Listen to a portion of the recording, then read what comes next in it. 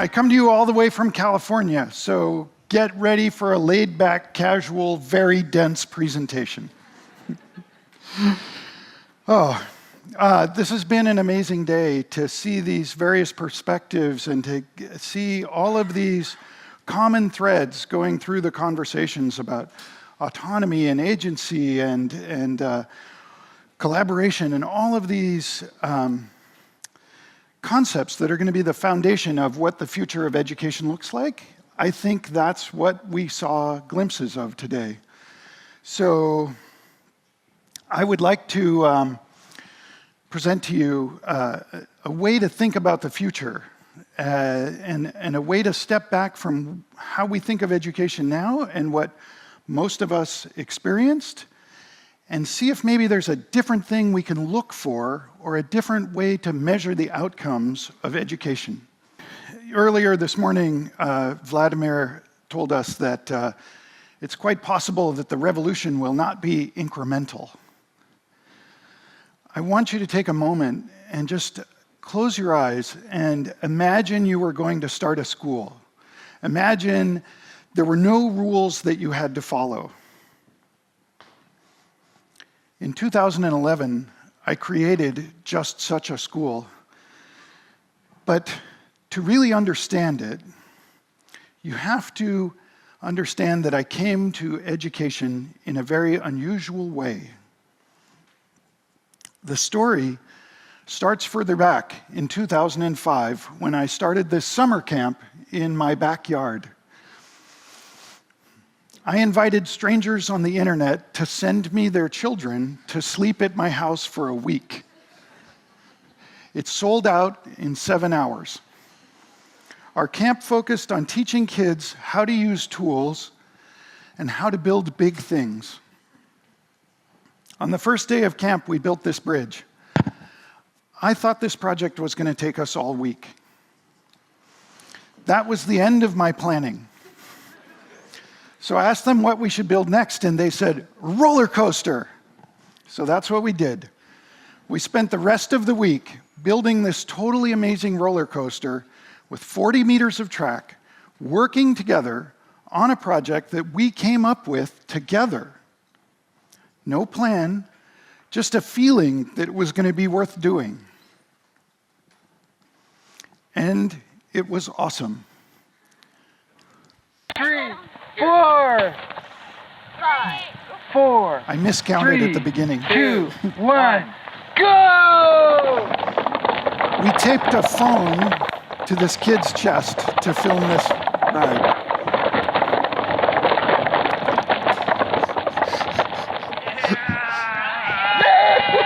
That's me. Over the last 20 years working with students this way at our summer camp, we've built some really amazing projects. And after a few years of camp, I wrote this book, 50 Dangerous Things You Should Let Your Children Do, because strangers were writing to me to tell me that I was creating too much risk for children by teaching them how to use power tools. My book was popular for a few years, and I enjoyed my 15 minutes of fame.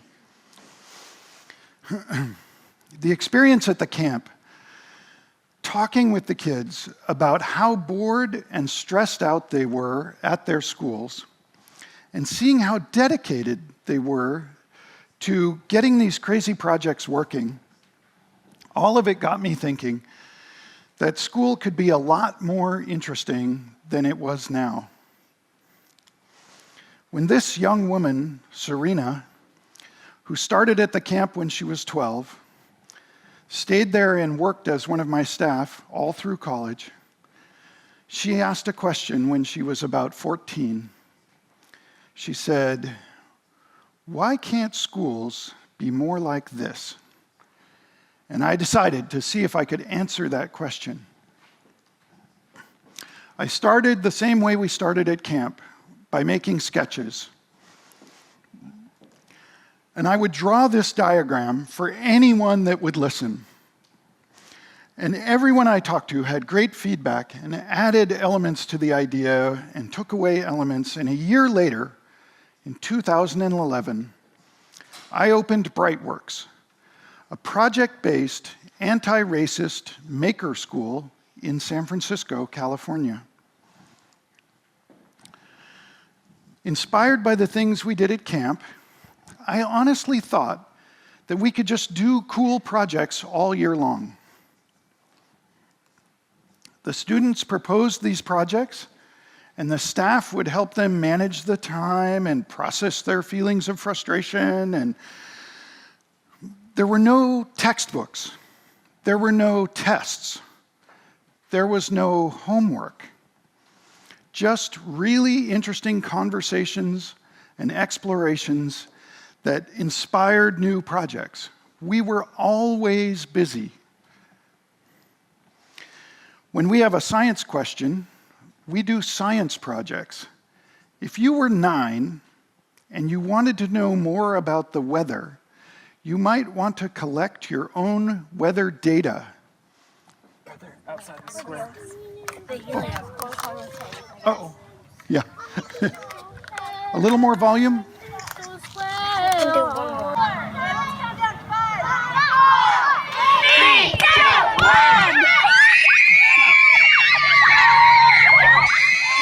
You hear that screaming? That's what engagement sounds like. That's what science is built on. One question the kids asked: how long could the balloon hear us? 1,200 meters. Over California, they saw their home, they saw the Bay Area, the Golden Gate Bridge. It went to the edge of space. And then, incredible moment caught on the camera because it flipped over. A few minutes later, after the balloon popped, the battery dies. There's a GPS unit in the box, and we chase it across California. We find it at sunset in a field. What do we notice when we look at it? This is what science feels like. This has been to the edge of space. What do we see? These kids working on projects where the outcomes are obviously good. We encourage projects that have a defined success metric. If a student is building a boat, they're going to paddle it on the lake. The learning is so visible that no one even thinks of making students take a test. Our motto, "Everything is interesting," reminds us that we should not judge the curiosity of the child, we should embrace it.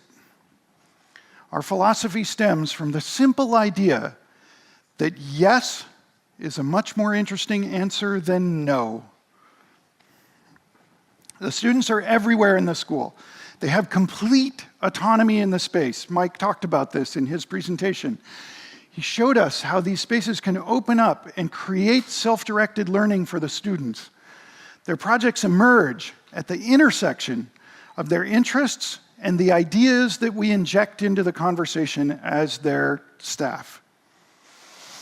The environment of our school is built by the entire community working together: staff, students, and parents.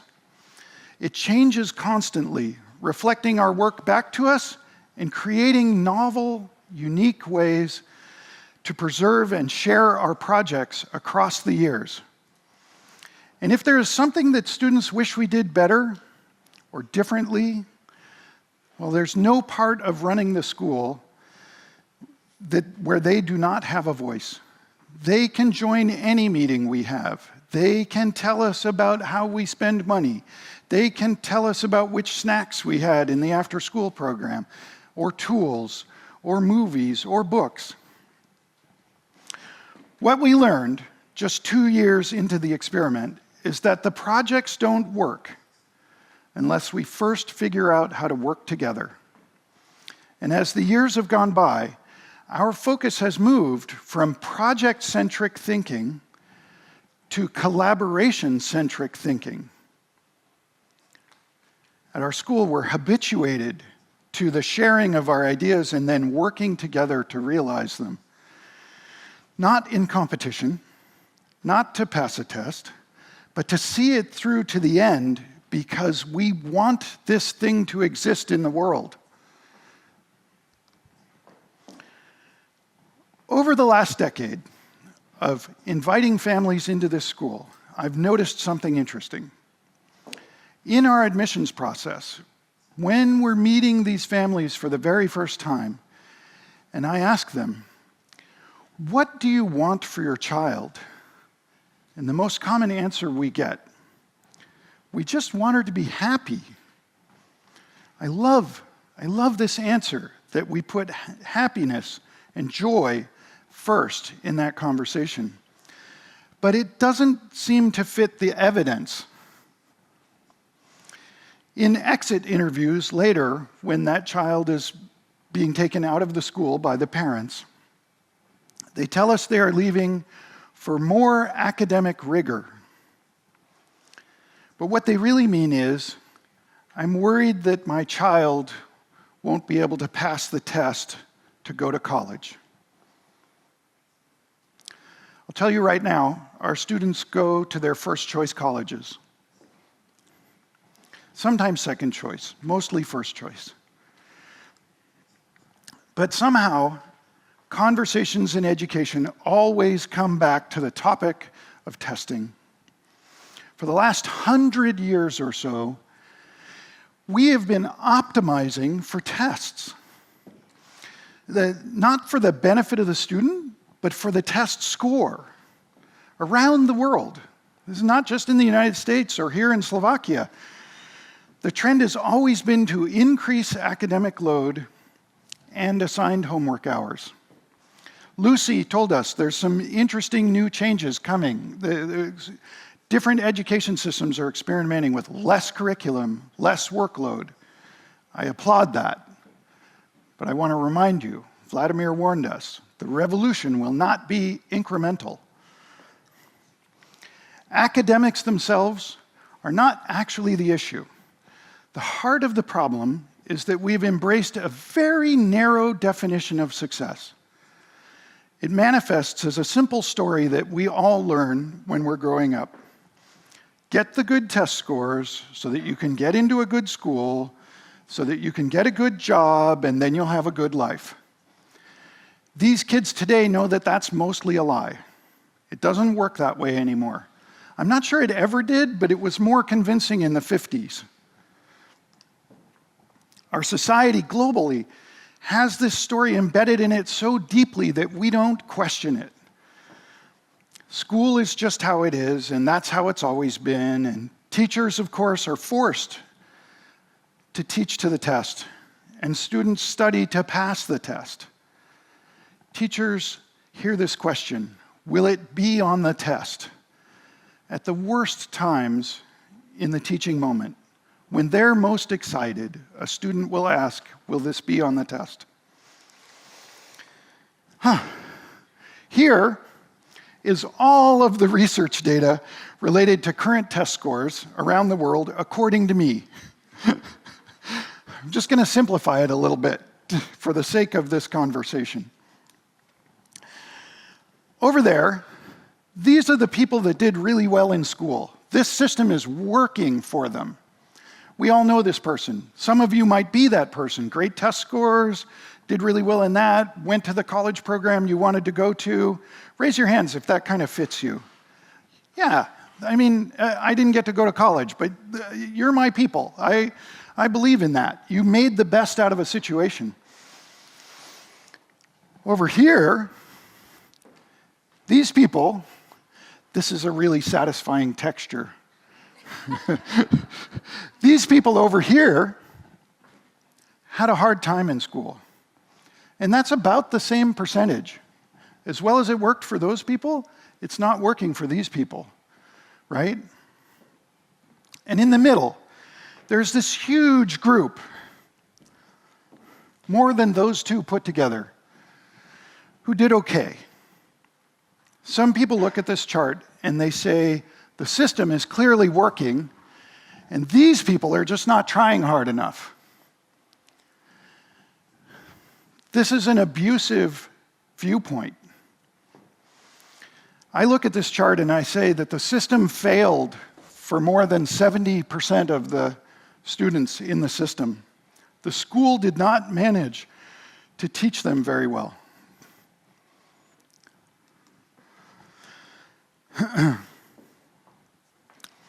A famous economist said, when a measure becomes a target, it ceases to be a good measure. When we teach to the test has lost its value. We were supposed to be teaching the subject to children so they would understand it, and all we did was give a test. The problem is, there are negative impacts from all of this focus on testing. And the mental health of our children is compromised by all of this high-stress testing. We've heard some statistics already today. There's a study came out of Canada last year that the usage of mental health services in the 14 to 24 age group, high school through college, directly tracks the test schedule. So when you look at Canada's test schedule, you know how busy the mental health centers will be. They put on more people in the call center. They put more people in the emergency room. These long periods of high stress damage the adolescent brain, establishing these patterns of anxiety that arise when they're presented with challenging problems, and generally lead to self-doubt, isolation, and depression later in life. And you know who is really good at taking tests? ChatGPT. ChatGPT wins all the tests already, and it's just getting better. ChatGPT gets to go to any university it wants to, because it has the scores. But what does it say to our children when computers do better on the test than they do? Right now, almost everything we do in school that has to do with tests is for the benefit of the school and the administration of the student body, and to the detriment of the student.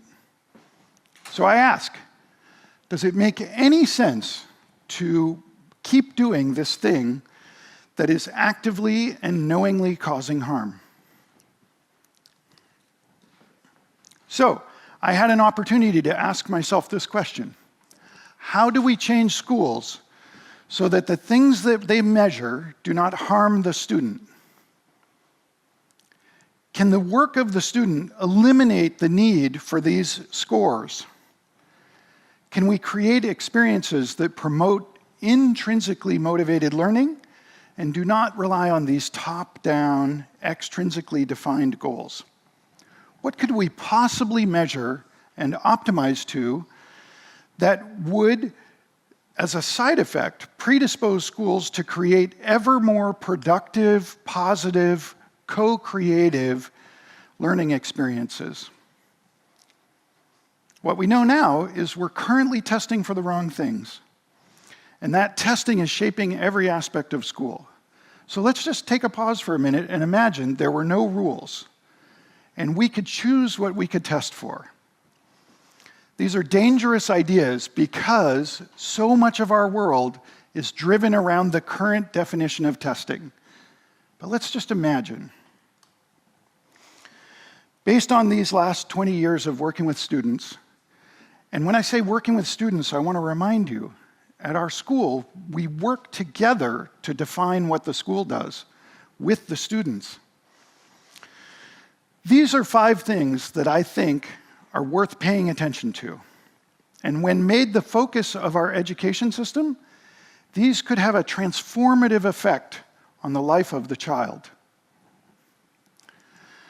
Number 1. Oh, I'm standing in front of it. Hi. Joy. Look at how happy Angelina is here. She just came to our school 3 weeks ago, and she discovered we have a box of costumes, and you can put them on whenever you want. So first, let's make sure that school is a joyful place to be. And to measure this, we look for evidence of joy. How frequently do the students take delight in the topic of discussion in the classroom, or the work at hand, or the experience of just being at the school, like Angelina?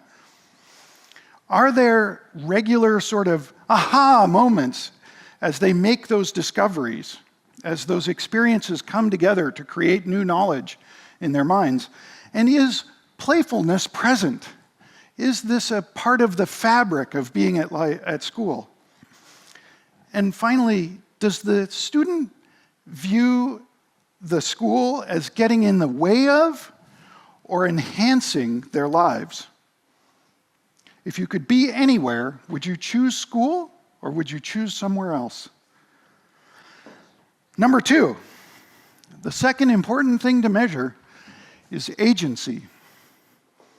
You know, we tell kids what to do for 17 years, and then we ask them to make a really important choice about what they want to do in college, but we haven't given them any opportunity to practice making big decisions.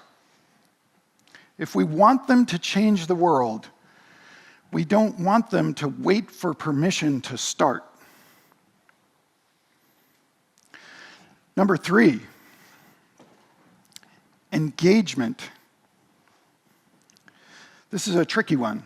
It's hard to measure. But in order for a school to have impact, the students must be engaged. Let's measure how good we are at engaging those students. When we look at that big graph and we see that we only really engaged these tiny percentage on the right hand, let's embrace the 70% over here and say, how are we failing you? What don't we understand about you that we don't know how to connect with you? Are the students bringing up the ideas and topics from school in other contexts in their lives? Are we managing to be that meaningful to them? When something fails, do they choose to analyze it and iterate, or do they give up?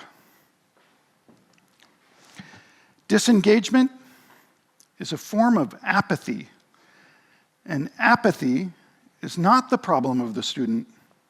It is the atrophy of delight, and we should understand it as a critical diagnosis of the experiences we are creating.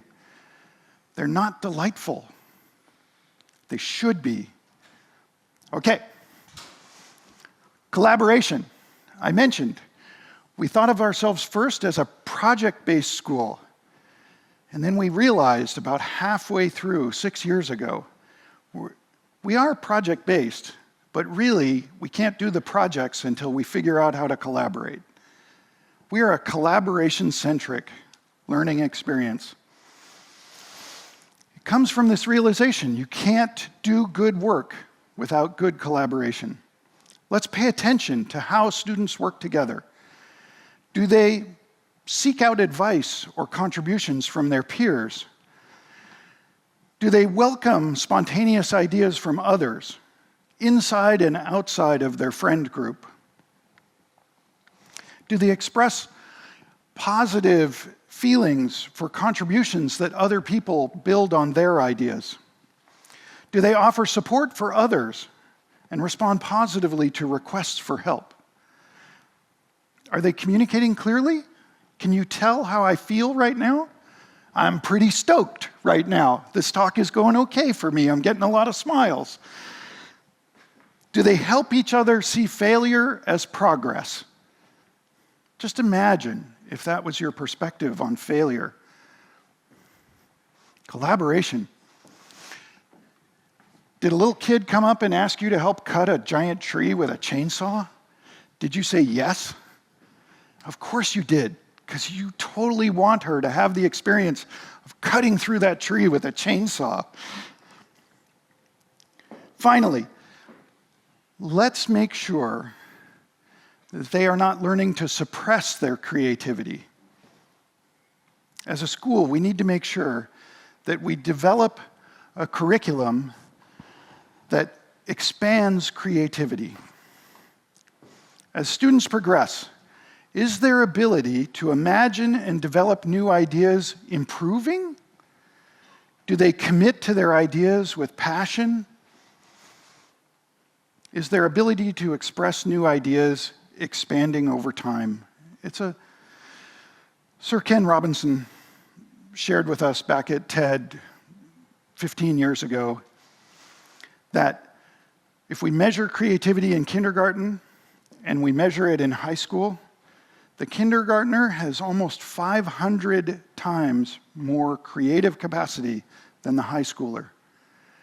We trained all those students to look for the one answer we could accept. These are the metrics for a truly 21st century school.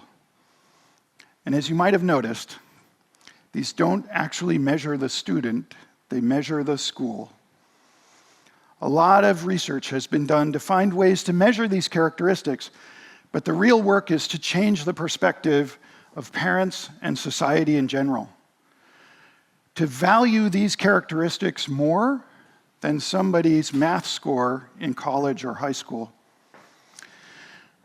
Schools with higher scores in these areas are more likely to be healthy places for students to develop into adulthood with the skills, the personal strengths, and the habits to live a happy and positive life, to have a productive impact on the world. If you have a child that's in school right now, how do you think that school would score measured this way? I hope that's not a depressing thought. Whatever comes next, we will need to be less like computers and more like humans. And our schools should reflect that. If there's anything that will steer the future towards a more healthy and interesting destination, it is a generation of young adults who are coming out into the world with the confidence and the competence and the skills to change the world.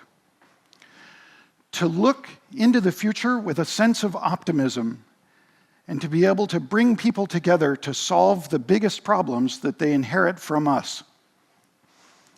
I want to thank you all for a chance to share these ideas with you, to say it's been an amazing conference, and if anybody wants help working on this here in Slovakia, I'm ready to do it. Have a great rest of your day.